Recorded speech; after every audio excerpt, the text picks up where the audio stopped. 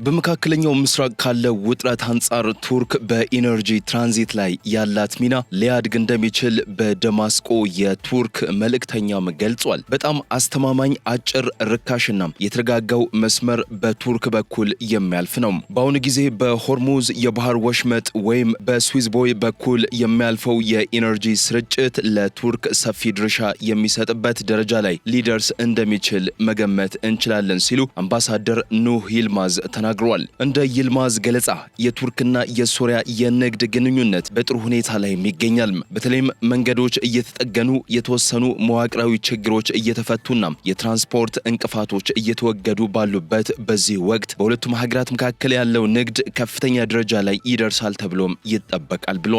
በደማስቆ የአንካራ አምባሳደር ኑህ ይልማዝ በመካከለኛው ምስራቅ ያሉ ሁነቶች ቱርክ በኢነርጂ ትራንዚት መስመሮች ላይ ያላትን ሚና ሊያሳድጉ እንደሚችሉ የገለጹ ሲሆን ሀገሪቱ ለባህር ሰላጤው ሀገራት የኢነርጂ ኤክስፖርት አጭር ርካሽና የተረጋጋ መውጫ እንደምትሆን ምስክርነታቸውም ሰጥቷል።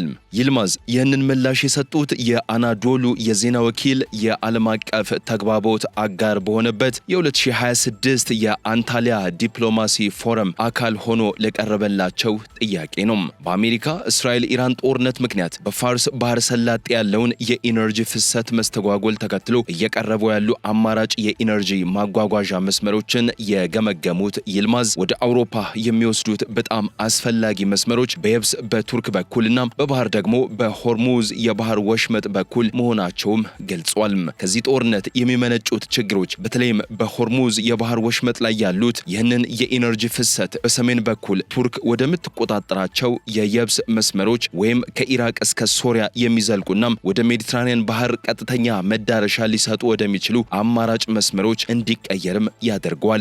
ይህ ደግሞ ለቱርክም ሆነም ለሶሪያ ትልቅ ዕድል ነው ብሏል። ታዲያ በዛሬው ትንታኔያችን በዚህ ወሳኝ ወቅት የቱርክ ጂኦ ኢኮኖሚያዊና ጂኦ ፖለቲካዊ አቀማመጥ ከጦርነቱ በኋላ በሚመጣው አዲስ ዓለም አቀፋዊ ሚዛን ፍለጋ ውስጥ ማዕከላዊ ስፍራ እንድትይዝም አድርጓታል። ይህን የተመለከተ ጉዳይም በስፋት እንቃኛለን። በተጨማሪም የሆርሙዝ ወሽመጥ መዘጋትን ተከትሎ ቱርክ የምታቀርባቸው አማራጭ መስመሮችንም እንዳስሳለን። በቅድሚያ ግን ለቤቱ አዲስ ከሆናችሁ ቻናሉን ሰብስክራይብ በማድረግ ተወዳጁን ብትወዱት ላይክ ለሌሎች ቢደርስ ካላችሁ ሼር በማድረግ ለወዳጅ ዘመዶቻችሁ ማጋሩት። ሐሳብ አስተያየትም ካላችሁ የአስተያየት መስጫው የእናንተን አስተያየት ለመቀበል ክፍት ነው። አብራችሁን ቆዩም።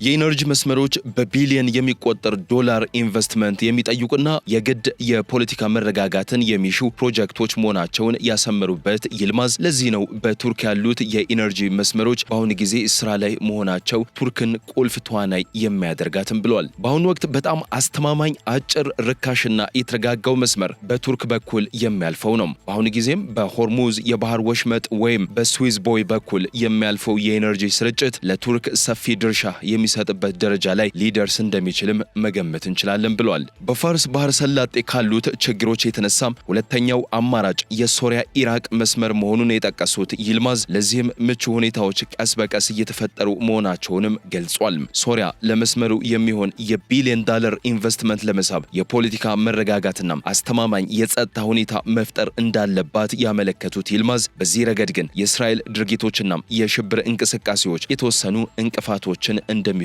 ግን አልሸሸጉም። እነዚህ ሁኔታዎች አንዴ በቁጥጥር ስር ከዋሉ ማለትም በፒኬኬ አይኤስአይኤስ እና በእስራኤል የሚነሱት አሉታዊ ሁኔታዎች ከተገቱ በኋላ ሶሪያ ትልቅ ተዋናይ ልትሆንም ትችላለችም። ነገር ግን ሶሪያ ይህ ደረጃ ላይ ለመድረስ በእርግጥም ጊዜ ይወስድባታል። ቢያንስ 10 ዓመታት ሊፈጅም ይችላል። ምክንያቱም መጀመሪያ የፖለቲካ መረጋጋት የመፍጠር ከዚያም ደግሞ ኢንቨስትመንቶችን የማሰባሰብና የኩባንያዎች ጥምረት የማደራጀት ሂደቶች አስፈላጊ ናቸው። በዚህ ረገድ ቱርክ እንደ አማራጭ ትልቅ ብልጫ እንዳላት መናገር እንችላለንም ብሏል። ታዲያ ድርድሩ በሶሪያ ስላለው ሂደትና ስለ አንካራ የሚጠበቁ ነገሮች ለቀረበላቸው ጥያቄ አምባሳደር ይልማዝ ሲመልሱ ቱርክ በቀጠናው የጸጥታ ፍላጎቶች እንዳሏትና ሽብርተኝነትን በመዋጋት ረገድም የምትጠብቃቸው ነገሮች እንዳሉም ገልጿል። እነዚህ ፍላጎቶች እንዲሟሉ የሚደረገው ጥረት በቱርክ ውስጥ ካለው ሂደት ጋር የተቆራኘ ነው። በመሆኑም ከቱርክ ነጥሎ ማየት አይቻልም። ምክንያቱም ፒኬኬ በበርካታ ሀገራት ውስጥ የሚንቀሳቀስና በተለያዩ ሀገራት ውስጥ እንቅስቃሴ ያለው ድርጅት ነው። በሶሪያ ስላለው የድርጅቱ ቅርንጫፍ ሲታሰብ ቱርክ ለራሷ የምትጠብቀው ነገር ሶሪያ ምን ማድረግ እንደምትችልና ከፒኬኬ ጋር በምን አይነት ሁኔታዎች ስምምነት ላይ መድረስ ይቻላል የሚሉ ነጥቦች መታየትም አለባቸው ብለዋል። ሶሪያ የውስጥ እርቅ ሂደቷን ስታከናውን እንደ ቱርክ ጠንካራና የተረጋጋ አቋም ላይ ሆና እየተነጋገረች አለመሆኑን የጠቀሱት ይልማዝ በሶሪያ ውስጥ እየተካሄደ ያለው ድርድር ከቱርክ አንጻር ሲታይ እጅግ አዎንታዊ ነው ብለዋል። ነገር ግን እዚያ ላይ የሚደረሰው ነጥብ የቱርክን ፍላጎቶች በሙሉ ያሟላል ወይስ ውጤቱ ቱርክ ከምትፈልገው ማዕቀፍ ጋር ይጣጣማል የሚለውን ለመናገር ትንሽ አስቸጋሪ ነው። ሆኖም እንዲህ አይነት ሁኔታ ቢፈጠር እንኳ ይህንን እንደ አንድ ሂደት ማየትም አለብን። ሶሪያ እየጠነከረች ስትመጣ የሽብርተኝነት ጉዳይ በቁጥጥር ስር ሲውልና ከጸረ ሽብር ዘመቻ ወደ ማህበራዊ ውህደት ሽግግር ሲደረግ የቱርክ ፍላጎቶች ቀስ በቀስ እየተሟሉ ይሄዳሉ።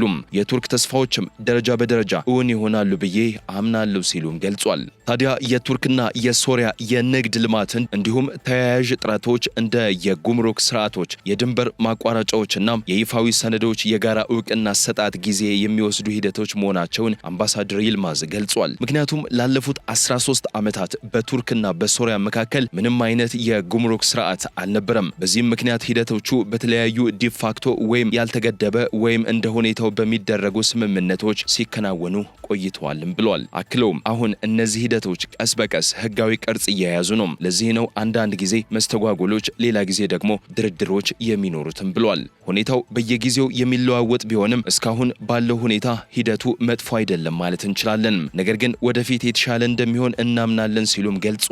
ይልማዝ በተወሰኑ ምርቶችና በጉምሩክ ቀረጥ ስምምነቶች ላይ የሚደረጉ ድርድሮች የሁለቱንም ሀገራት ጥቅም በሚያስከብር መልኩ እየተከናወኑ መሆኑን አጽንኦት ሰጥቶም ተናግሯል። ባለፈው ሳምንት በኢስታንቡል በተካሄደው የጋራ የኢኮኖሚና የንግድ ኮሚሽን ወይም ጄትኮም ስብሰባ ላይ እነዚህን ችግሮች በሚቀጥሉት ጊዜ ለመፍታት የሚያስችሉ አሰራሮች ቀርበዋልም ብሏል። የሂደቱን አዎንታዊ ጉዞ በማጉላትም እንዲህ ብሏል። በአሁኑ ወቅት ሂደቱ በጥሩ ሁኔታ ላይ ይገኛል ብዬ አምናለሁ። ነገር ግን ወደፊት ይበልጥ እየተሻሻለ ይሄዳል። በተለይም መንገዶች በሚጠገኑበት፣ የተወሰኑ የመሰረተ ልማት ችግሮች በሚፈቱበትና የትራንስፖርት ችግሮች በሚወገዱበት ጊዜ በሁለቱ ሀገራት መካከል ያለው ንግድ ከፍተኛው ደረጃ ላይ ይደርሳል ተብሎም ይጠበቃል።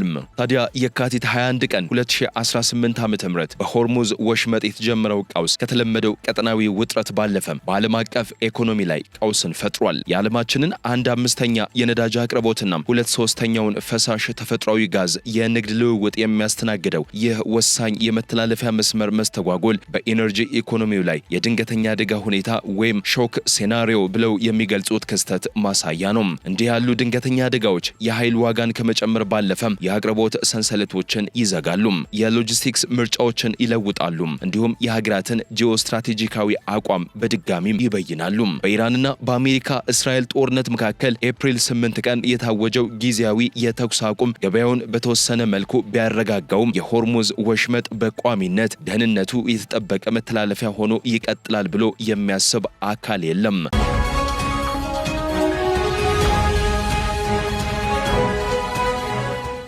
በዚህ ወሳኝ ወቅት የቱርክ ጂኦ ኢኮኖሚያዊና ጂኦ ፖለቲካዊ አቀማመጥ ከቀውሱ በኋላ በሚመጣው አዲስ ዓለም አቀፋዊ ሚዛን ፍለጋ ውስጥ ማዕከላዊ ስፍራ እንድትይዝም አድርጓታል። በሆርሙዝ ወሽመጥ በደረሰው መስተጓጉል ምክንያት በባህር ላይ የተመሰረተ የኃይል ትራንስፖርት ተጋላጭነት በግልጽ የታየ ሲሆን ይህም የቧንቧ መስመሮችንና የየብስ የኃይል ኮሪደሮችን ስትራቴጂካዊ ጠቀሜታም ከፍ አድርጎታል። ቱርክ ባሏት እንደ የምስራቅ አናቶሊያ የተፈጥሮ ጋዝ ዋና ማስተላለፊያ መስመር ማለትም ከኢራን ቱርክ ትራንስ አናቶሊያ የተፈጥሮ ጋዝ ቧንቧ መስመር ወይም ታናፕና ቱርክ ስትሪም ባሉ መሰረተ ልማቶች አማካይነት ያልተቋረጠ የኃይል ፍሰትን ማረጋገጥ የሚችል ብቸኛው አስተማማኝ መስመር ሆና ብቅም ብላለች።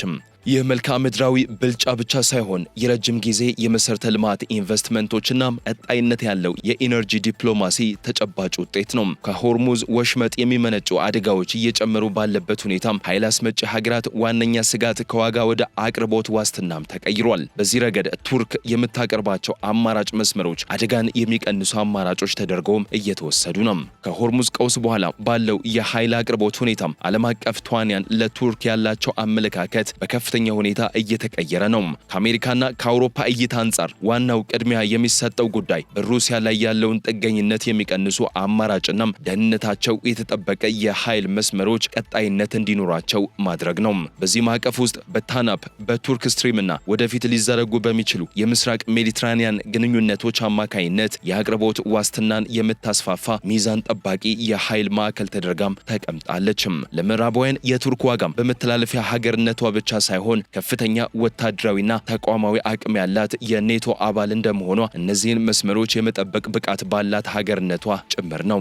በተቃራኒው የእስያ ፓሲፊክ እይታ በተለይም የቻይናና የህንድ ፍጹም የተለየ ቅድሚያ በሚሰጣቸው ጉዳዮች ላይ የተመሰረተ ነው። ለእነዚህ ሀገራት ዋናው ጉዳይ እንደ ሆርሙዝና ማላካ ባሉ መስመሮች ላይ ያለውን ጥገኝነት መቀነስና ያልተቋረጠ እንዲሁም ሊተነበይ የሚችል የኃይል ፍሰትን ማረጋገጥ ነው። በዚህ ረገድ ቱርክ የኃይል ማስተላለፊያ መስመር ብቻ ሳትሆን በቤልት ኤንድ ሮድ ኢኒሺየቲቭ እቅድ ውስጥ የተካተተች የጂኦ ኢኮኖሚ የደህንነት ኮሪደር ሆና ብቅም ትላለችም።